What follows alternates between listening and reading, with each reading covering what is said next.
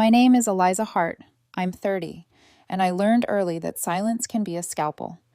You don't swing it like a bat. You pare away the noise until only the truth remains. There's a family group chat I never asked to be in. I didn't join it. I was pulled into it by my cousin Leah one Thanksgiving after 3 glasses of wine and a smile that felt stapled on. The chat is called Sparkles. The fam sparkles. Yes, sparkles, like confetti you can't vacuum out of a carpet. It might as well be the passive-aggressive Olympics. Someone posts a photo of their brunch, and 15 relatives react with heart emojis like it's the second coming. The one time I posted my new steel-toe work boots, I got a lone thumbs up from the family dog's account. That was the day I realized even the dog outranked me. My Aunt Pam is the unofficial ringleader. Pearls on Zoom calls, captions in faux cursive, an obsession with appearances so devout it's practically liturgical. If it isn't Instagrammable, it doesn't exist. If it makes someone else look smaller while she looks flawless, even better. She's always treated me like a walking cautionary tale. I didn't go to college. I didn't join the family business. I didn't become a dentist like her daughter Brooke, or a lifestyle coach like her other daughter who somehow monetized green juice. I learned a trade, rented a unit above a pawn shop, and started a small auto detailing business with a wet vac, 2 buckets, and a beat-up hatchback. That made me the black sheep. Pam made sure everyone remembered. For everyone, it started small. "We're so proud of your little car thingy," she'd purr at dinner, patting my shoulder like I'd drawn a misshapen cat. Or, "Don't worry, everyone starts somewhere," with a smile sharp enough to slice paper. I laughed it off. Humor was armor. Then came the picture. I was eating leftover noodles after a 12-hour shift when my phone detonated with notifications. Someone had dropped a fresh photo in Sparkles. Pam. It was a wide shot of the alley behind my old apartment, the rust-stained bricks, the busted AC unit, the crooked blinds, my former world. Her caption, "The Black Sheep's Box, #TBT, #Humble Beginnings." The replies stacked quick. Brooke. "OMG, stop." Leia. "Not the box, Elmo." Even my mother added a crying laugh emoji, which was more interaction than I'd had from her in weeks. I stared at the screen like someone had flicked a switch behind my ribs. It wasn't just a joke, it was a roast. A family stand-up session with me as the headliner, and I hadn't even bought a ticket. I didn't respond. Not because I lacked comebacks. I have an armory, but because I was tired. Tired of pretending the digs didn't sting. Tired of smiling like I was in on the joke. That alley box was where I ate beans out of a can at 23, building something out of nothing. Where I spent nights designing flyers and YouTube ads for my service while they passed charcuterie and asked if I was still doing the mechanic thing. They didn't know that. They only knew what Pam posted. And Pam posts whatever makes her feel taller, even if she has to step on someone else to gain the height. I saved the screenshot and washed my bowl. If there's one thing being a black sheep teaches you, it's how to be quietly dangerous. Wolves don't bleed for the crowd. We wait. Then we bite. By the time I moved out of that so-called box, I'd detailed 1,170 cars, changed oil on half the city's old sedans, and saved almost every dime not spent on rent or ramen. My new place wasn't fancy, just a 2-car garage with a loft, but it didn't share a wall with a guy who grilled sardines on a George Foreman at 3 a.m. I didn't post photos. I learned that telling Sparkles anything is feeding a paper shredder. Pam, of course, couldn't shut up. She posted her kitchen renovation with a caption like, "Nothing like a little marble to brighten your soul." Brooke posted a rooftop mirror selfie. My mom forwarded a chain message about being so proud of all our kids. All of them. Except me. I kept working. My business grew into 3 full-time detailers, a scheduling assistant named Ty who runs laps around everybody, and a book of regulars who reserve months in advance. Word of mouth is gold. For once, I didn't have to scream to be seen. I still kept the alley photo pinned in my gallery, not as shame, but as fuel. Every time I felt my pace sag, I looked at it and thought, this is what they think you'll always be. Then I booked another job. Meanwhile, Pam kept her crown as queen of condescension. During a family Zoom for Grandma's birthday, she gave us an update, flipped her 3rd house, launched an elevated hosting blog, exploring a lifestyle brand opportunity. She looked straight into the camera and said, We're so lucky to be thriving during a tough time. Some of us, at least. Some of us. The smile didn't reach her eyes. I almost laughed. Because what Pam didn't know, what none of them knew, was that I had just signed papers on a warehouse, 2 roll-up bays, a new lift system, a small office, room to expand. My name on the deed. 6 blocks from Pam's neighborhood. I got it from a retiring mechanic who liked my attitude. I told no one. I just parked outside, leaned against my work truck, and studied the building. Ugly. Peeling paint. Back fence, slumped like a tired shoulder. Mine. I didn't feel like the black sheep. I felt like the shepherd. My phone buzzed. Sparkles. Pam again. Sundress selfie in front of a for sale sign. Caption, on to the next adventure. Someone's going to love this cozy little home. Hatch blessed. Hashtag flip. I clicked the listing. $925,000. Status pending. Open house that weekend. I zoomed the address.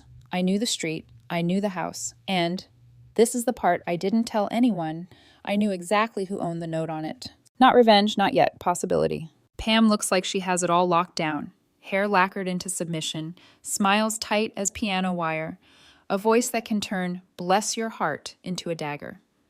But behind the marble and mood lighting, I started seeing hairline cracks. You don't have to stalk someone who broadcasts themselves daily like a local Kardashian. You just notice. More throwbacks than usual. Can't believe this was us in Tulum last year. Hashtag grateful. Brooke suddenly posting about moving back with the rents for a bit, like it was a quirky aesthetic choice and not desperation. The real clue landed at the hardware store. I was picking paint chips for the warehouse, navy, steel, gray, when I heard her voice behind me, tight with impatience. I just need the receipt. The return should have processed.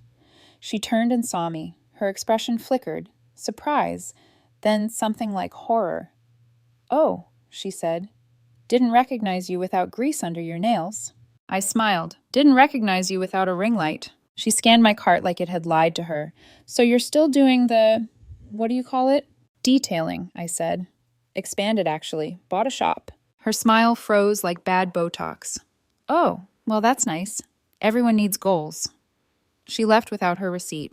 The next day, someone reposted the alley photo in sparkles. No caption, just the image. Pam replied first. A classic. She really made it work, didn't she? I stared at the screen. No sting this time. No burn. Just boredom. Mocking the past doesn't land when your present is humming. I didn't respond. I painted the shop instead. Hung a new sign. Bold, metallic, unapologetic. The first client through the bays tipped $200 and said, "This place looks better than the dealership." By week's end, we had a wait list. Pam's next post was a long caption about pivoting out of real estate to focus on family, layered over a filtered photo of her holding wine in a nearly empty kitchen. That pending listing? It fell through. The new open house? Canceled. Word around town. The Renos weren't up to code. Corners cut. Unlicensed labor. Fast and pretty, not solid. The house was sitting. Her debt was not. She kept posting like nothing was wrong, but the tone changed. Sunsets. Deep thoughts. Reposts about resilience. Then nothing. Silence. Like the algorithm took pity. 3 weeks off. Sparkles is a lifetime for someone who lives there. Ty brought me a coffee and a grin. "Boss, your boyfriend texted. Daniel says congrats on the wait list." Daniel. Steady. Understated. The kind of man who fixes a loose shelf without announcing it. We'd met when I detailed his company's fleet. He worries about the way I hold my shoulders after long days, not about how my life photographs. He also pays attention to spreadsheets, to cash flow headaches you can taste in someone's Instagram cadence, to the places people hide bills, drawers, glove boxes, captions. Later, as I locked up, he called. "Proud of you," he said. "Also, keep your guard up." "About Pam?" I asked, stepping into the dusky lot. "About people who look fine until the math runs out." I watched the warehouse lights flick on one by one. Somewhere between the hum of the ballast and the soft click of the deadbolt, I decided I wasn't interested in humiliating anyone. Not my style. But I was done auditioning for their approval. because silence can be a scalpel, and I was finally holding it by the handle. The first week in the warehouse smelled like primer, rubber, and ambition. We taped plastic along the baseboards, rolled navy across cinder block, and argued over fonts until the O in my logo felt like a moon. Ty balanced on a stepladder, hair tied up with blue painter's tape like a bow. "You know," he said, "this place is going to make even rich people feel poor." I laughed. "We're not selling intimidation, we're selling clean." "Clean that whispers you've been doing it wrong," he said, and snapped a photo. "For the page." "No faces," I reminded him. "Shop first, tools first, results first." Under the hum of the roll-up fans, the concrete floor dried into a satin sheen. I laid out microfiber by color, installed new hose reels, bolted the lift to its anchors. Inventory arrived in cardboard towers, foam cannons, clay bars, pH-neutral soaps, 3 cases of trim restorer I'd haggled down by threatening to walk. When the final pallet thumped to the ground, it felt like a season changing. Daniel stopped by after work, sleeves rolled, tie undone. He set a paper bag on the counter, bow from the place that steams their buns like clouds, and watched me torque a bolt. "You always look happiest when something clicks," he said. "Bolts don't lie," I said. "People curate." He smiled at that, then glanced at the bays, the light, the sign I'd leaned against the far wall. "You thought about scheduling software? The wait list is going to triple." "You offering to build something?" "I'm offering to pay for something that won't set your hair on fire," he said. "I like your hair." Ty snorted from the ladder. "Get a room, or at least a private bay." I rolled my eyes and fed a bolt home. We soft launched the next day. 10 flyers to the cafe, a post on our page, no ad spend, just a caption that read, "Under new lights. Same standards." By noon, we'd booked out the week. By Friday, a local contractor rolled through in a truck that looked like a chalkboard nailed to 4 tires. "If you can resurrect this," he said, "I'll put you on our fleet."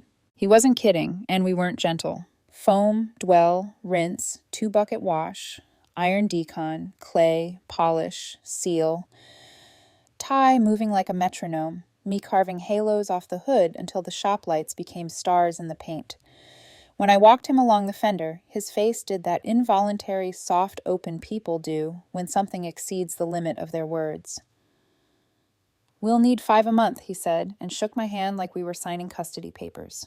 The wind tasted like orange degreaser and victory. At night, after we shut the giant mouth of the bay door, I sat on the office step with Daniel and watched the street. He tethered my phone to his laptop and built a booking calendar that could survive a stampede. "Small buffer blocks," he said, tapping, "so you're not sprinting to drink water." "You're domesticating me," I teased. "I'm protecting you from yourself," he countered, and rested his chin on my shoulder.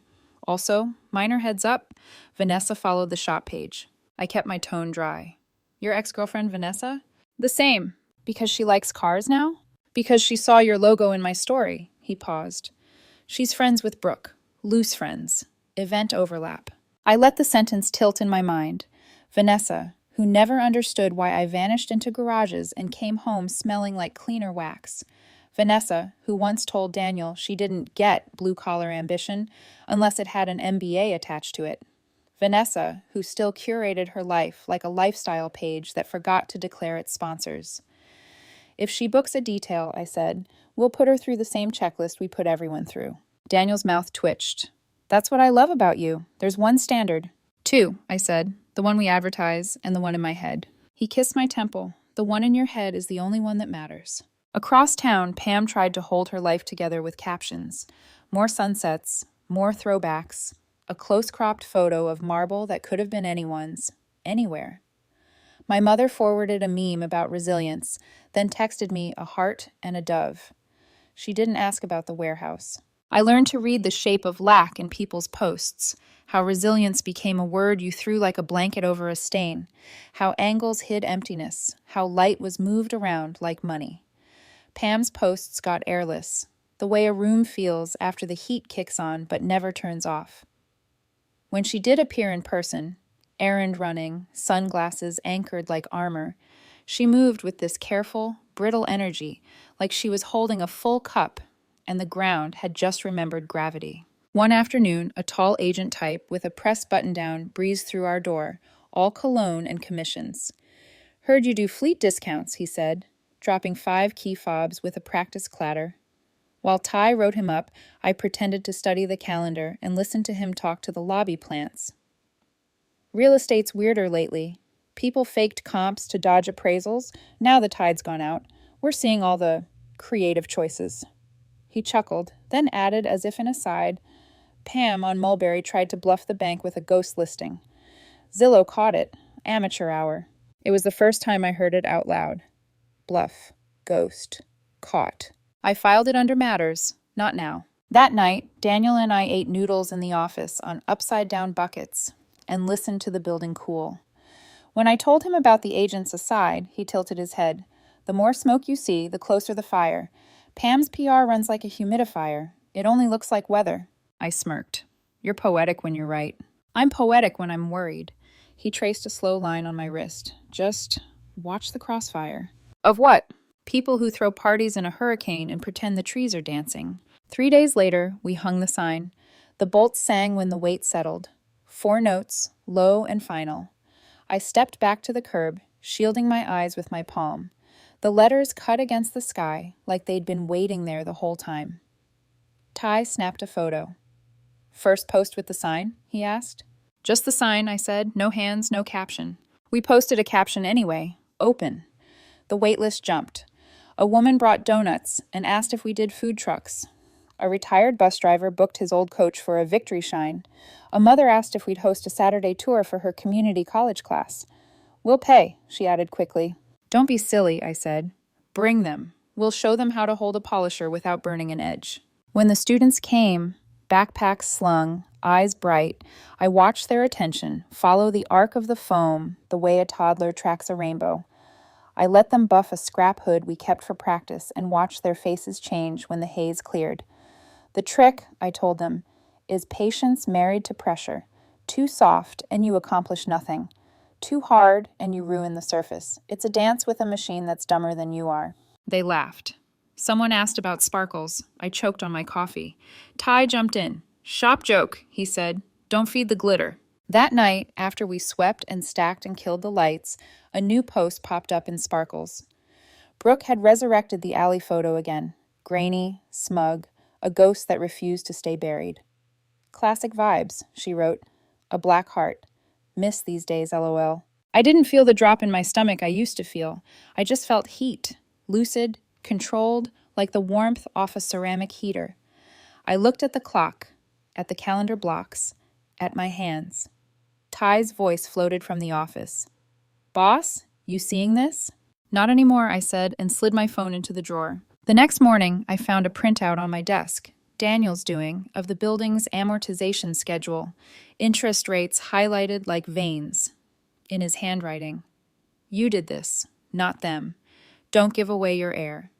He'd added a postscript. Vanessa liked the sign pic. No comment. Just eyes. Let her look, I told the room. This is a museum of done. The agent with the pressed shirt came back to finalize his fleet deal. He signed papers on the counter, then, like he couldn't help himself, leaned in.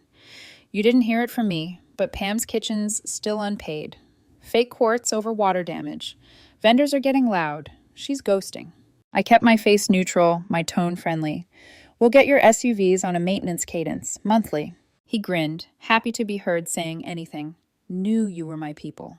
When the door closed behind him, I stood in the middle of my bays and listened to the empty. Silence has a texture.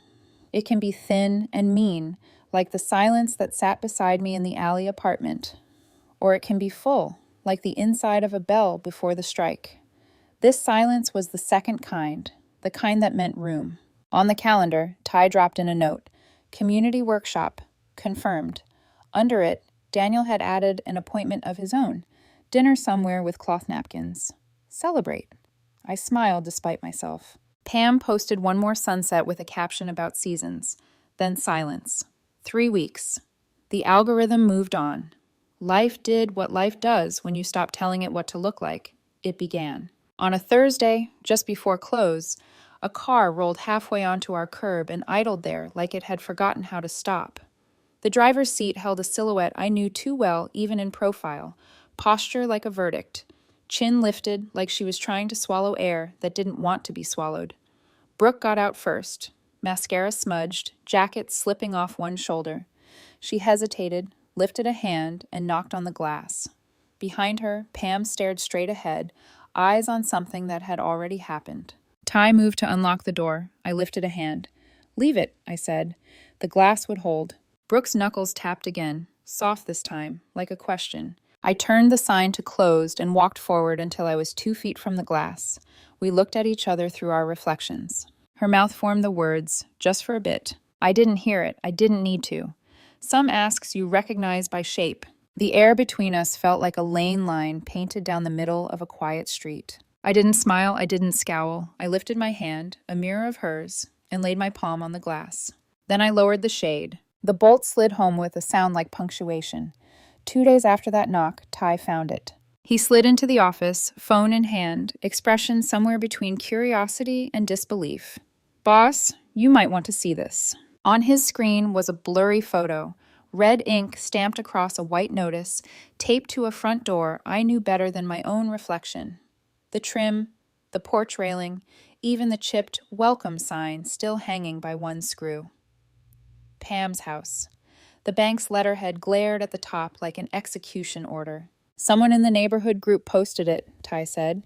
"Guess it's making the rounds." I stared at the image, heart calm, the kind of calm that only comes after years of swallowing noise. "You didn't share it, right?" He shook his head. "No way, not my circus."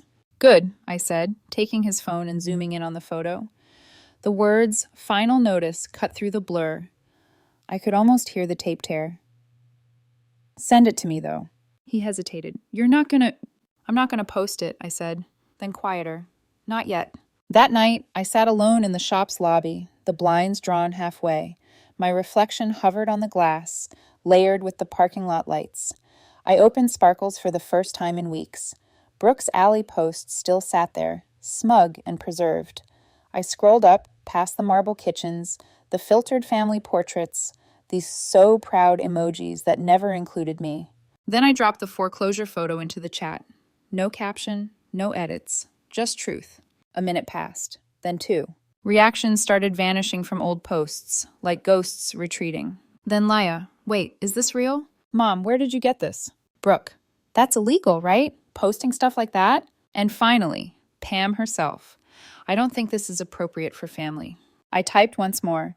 Neither was laughing at my apartment. But here we are. Then I tapped leave conversation. The next morning, I made coffee and didn't check my phone until noon. 17 missed messages from Mom. 3 from Ethan. 1 from an unknown number that didn't need a name. Pam. Her text. "You've always been petty." I smiled. Historically accurate, I thought, and didn't reply. When Daniel came by that evening, I told him what happened. He leaned against the counter, silent for a long moment, then said, "You didn't lie." I didn't need to. "She'll spin it, though." "Let her. The truth doesn't care who narrates it." He nodded slowly, eyes tracing the shop walls like they were blueprints of peace. "You think she'll come here?" "No," I said, but my voice wasn't as certain as I wanted.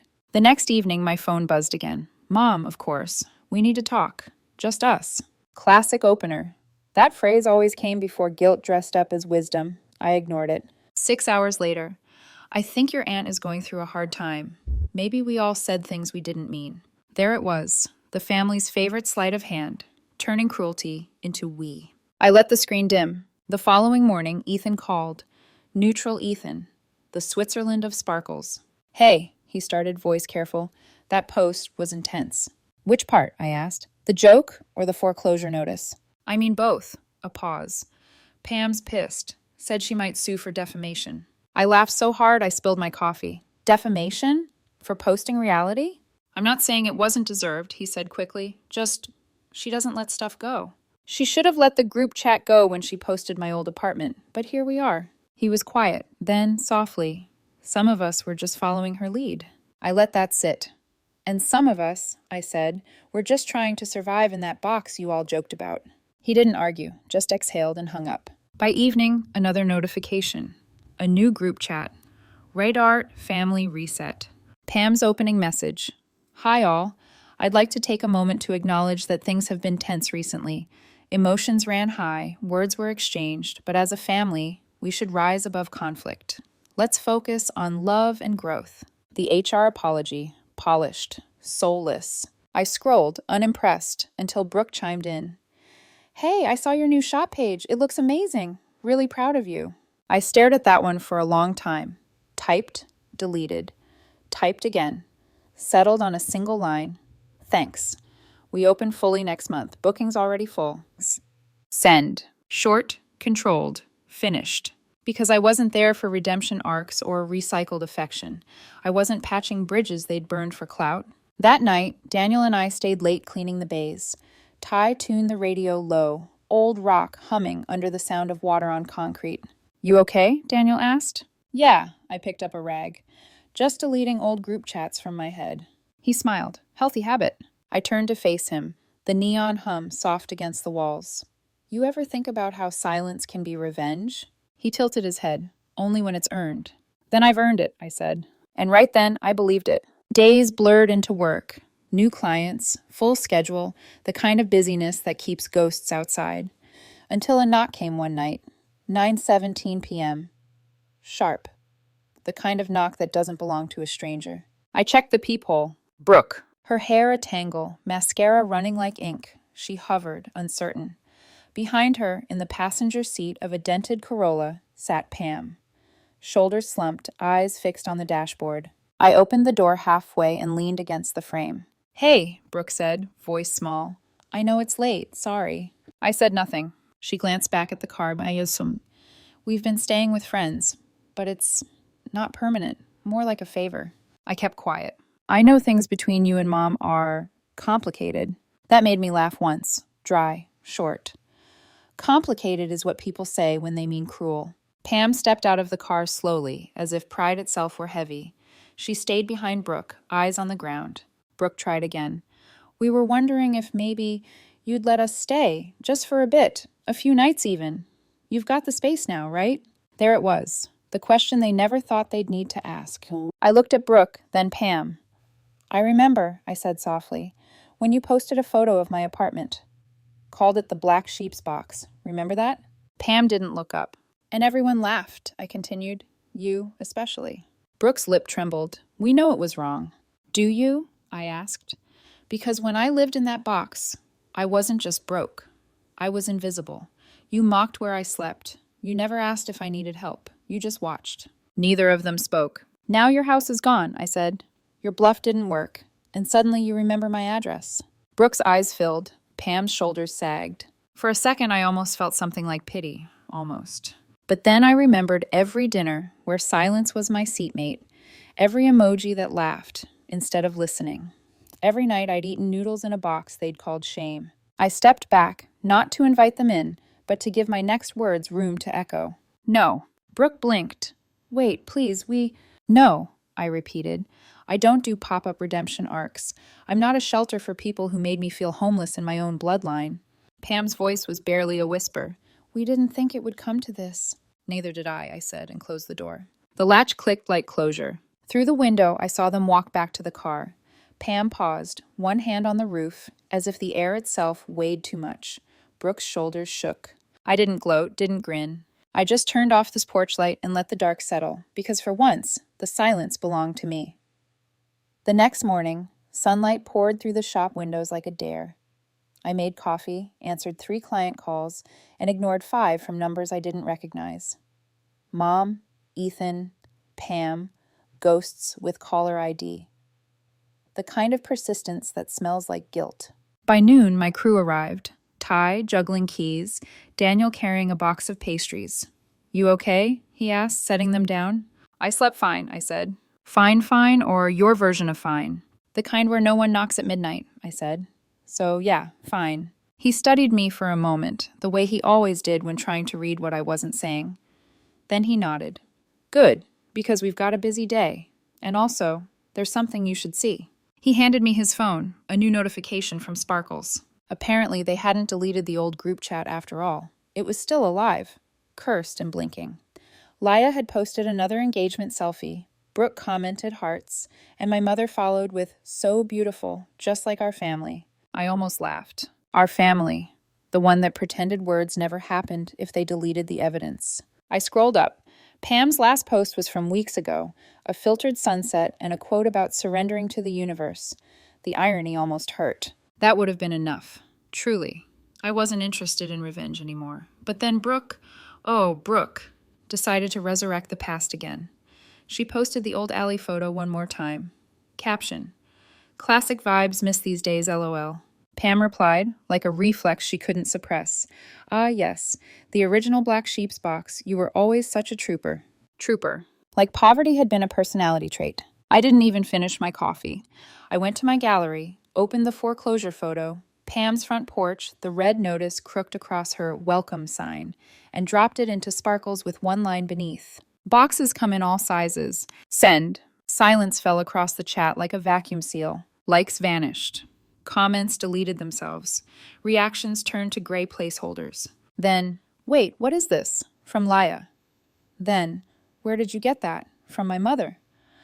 Then, this isn't funny, from Brooke. And finally, Pam herself, you're cruel. I typed back, so were you. Then I left. Again. For good this time. I blocked their numbers, muted the notifications, and walked outside. The air was crisp, the kind that makes even the dust smell clean. Across the street, a delivery truck honked twice and Ty waved me over. Boss, check this out. 5-star review came in last night. He read it aloud, grinning. Professional, fast, and honest. If you're tired of fake people and fake polish, go here instead. I raised an eyebrow. Anonymous? Anonymous, Ty said, but whoever it was tipped 100. We both laughed. By afternoon, the shop was buzzing. Engines idling, vacuums roaring, laughter spilling from the back bay. The community college class I'd promised to mentor showed up. 3 students in coveralls, notebooks ready. I taught them how to angle the polisher, how to read reflection, how patience always beats force. Pressure shows character, I said, in paint and in people. One kid grinned. You sound like my grandma. Then your grandma's a genius, I said. They laughed. For the first time in years, I realized I wasn't waiting for approval. I was the voice giving it. At closing, Daniel leaned against the counter.